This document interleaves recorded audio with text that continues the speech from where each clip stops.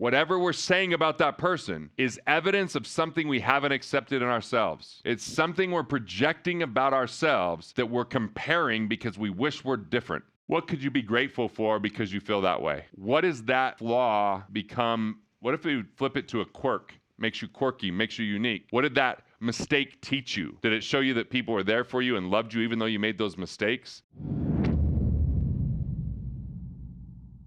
One of my previous books wrote about the study of someone making good money, feeling great about it, finding out someone made more, and then someone making less. It was this disease of more. Like, first thing, let me be really clear. Everyone's carrying around pain. Everyone. I've yet to meet the enlightened person that's not carrying around some form of pain, because we're in a dynamic world of relationships. We're also tend to be bombarded with so much information that it's very easy for us to start comparing ourselves to the fantasy of what we think someone else is, because there's a lot of metrics that we see in the world today. We see likes, we see subscribers, and what happens is we're trained that bigger numbers are better. Even if those numbers are false, it's kind of like what we don't usually measure very well is our direct impact on one individual. We're kind of trained to want more because it was very intentional from Edward Bernays, who was Sigmund Freud's nephew. So Edward Bernays is the father of consumerism.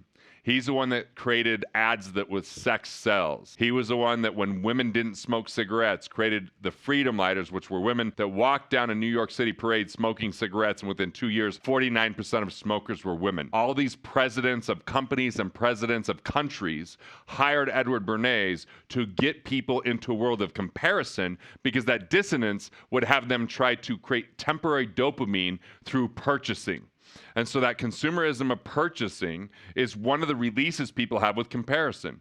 And so, if we first recognize it was very intentional and deliberate to get us to think about these things and have these false belief systems that someone else has a better life and more, and if we only had their life that we would be happier, or had what they had, what we don't know is they might be suffering silently about their sex life.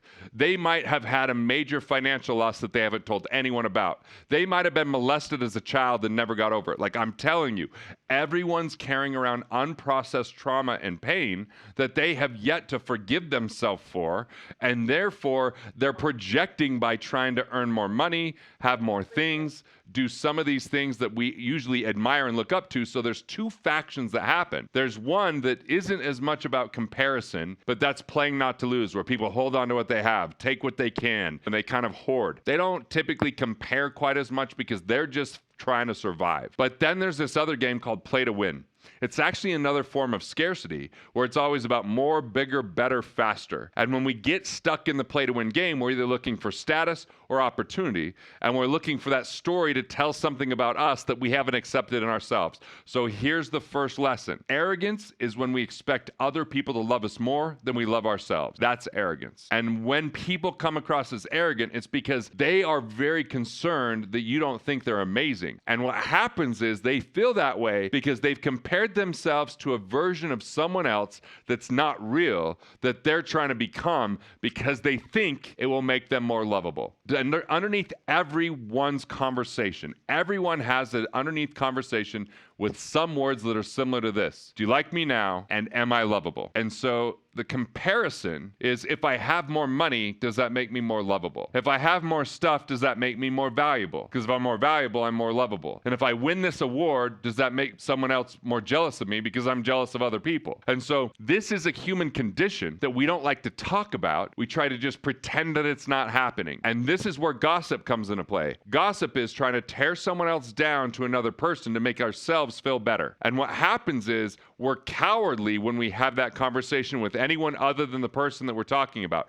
And here's the secret. Whatever we're saying about that person is evidence of something we haven't accepted in ourselves. It's something we're projecting about ourselves that we're comparing because we wish we're different. And so whether someone has a difficult relationship with money, with people, with their body, with sex, like, we're all going through something. And if we understand that, we can have more compassion for other people and recognize when people people are trying to project that they have a perfect life. It's actually just a shield so you can't see the hurt that's underneath. Comparison is something that I struggle with at times. I struggle with it because people sometimes think I'm wealthier than I am, and I judge myself for not selling my business for more. Or people, like, I just haven't paid attention to social media really. So then people that go, well, you're a great speaker, why don't you have more followers? And then I justify it by saying, well, I don't want to have the life of that person who has more followers because they're too busy all the time. Like, we have these kind of defense mechanisms. So one of the things I do is when I'm jealous of someone, I start to study them and become their advocate. So there was someone, and his name's Ian, and he was in comedy and I'm in comedy, and he was always just telling me how great he was. And I used to get like frustrated about that until one day I was like, I'm going to be Ian's biggest fan. He's funny. And I really, underneath it, I think as soon as I just going to be his fan. So I invited him to open at a comedy club where I was performing. I cheered him on louder than anyone else. I hugged him afterwards. And then we went on a comedy tour. And then he just filmed the comedy special, brought me up and said how instrumental I was in helping him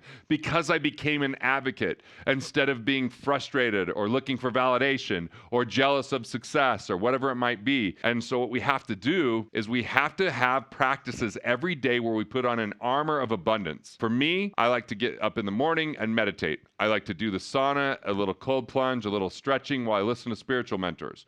I like to do a little writing in my 5-minute journal. What am I grateful for? What's my intention for the day? And what are the things I want to reinforce that are the most sacred beliefs that I have? And by actually writing those down, I start to exercise the mental muscle to be less in comparison and more in gratitude. But it's just like a gym. If we don't go but once a year, we're going to be sore. We're not going to be very effective in there. So we've really got to look at this muscle called how do we get into gratitude and how do we process our emotions? So when we feel jealous, when we're in comparison, when we're judging someone or shunning them or hating them, that's the time it's time to write, why do I feel this way? And what is it about myself that I'm projecting onto them that I can start to learn from and process that emotion? So here's part of it. We have to process the emotion. We're human beings. We're going to have emotions. I'm not so enlightened that I don't have scarcity or judgment or fear or frustration or anger. It's part of being human. And if I hold that in and push it down and pretend everything's good, people feel that false energy. They can tell what's going on. And what people want more than anything is authenticity, vulnerability, and honesty. And when you are, that trust connects you to people because people don't want to hear about all the things that you think you're great at. They want to hear about your lessons. They want to be seen. They want to be heard. They want to feel uplifted. And when we're in jealousy and when we're in comparison, we're so busy trying to prove out how great we are, we make it about my instead of thy. If we make it about them more than us and become an advocate for them, we become value creators. We become connected to them. There's times where I hadn't been out and about because I was writing comedy and I was writing a book and I haven't seen people. So when I see them, I'm like, oh, I have a children's book. Hey, did you know that I wrote another? Like, I'm kind of vomiting on them, being like, I wasn't being lazy because of something in me as a kid that I hadn't figured out, that I was still dealing with. So we have to go back to what's our negative beliefs of ourselves, what's our negative beliefs around money, what age were we when we had those, and start reprogramming some of those thought processes because they're not really healthy. I've done a lot of work. I went through a program, 40 Years of Zen. I've done somatic therapy. I've done Landmark a long time ago. I did Money and You. Like I don't stop doing that. I keep doing those things because I peel back other layers and I recognize the dynamic nature of that. And when I get into judgment and when I get into jealousy and when I get into all of those factors, I'm like, cool, it's time for a lesson. And pain puts me in the proximity of the lesson. And without that pain, I would just go through life with ignorance, therefore not seeing others and not learning. And I think life is just a series of lessons.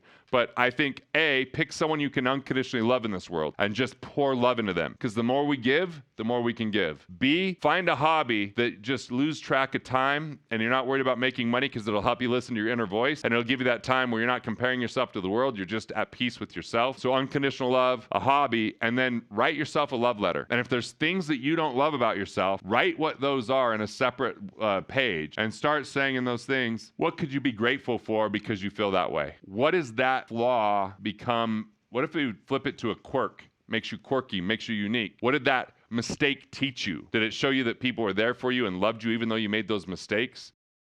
Hey, thanks for watching. I appreciate it. And if you're enjoying these videos, well, there's good news. More where that came from. So go ahead and click through and watch the next video now.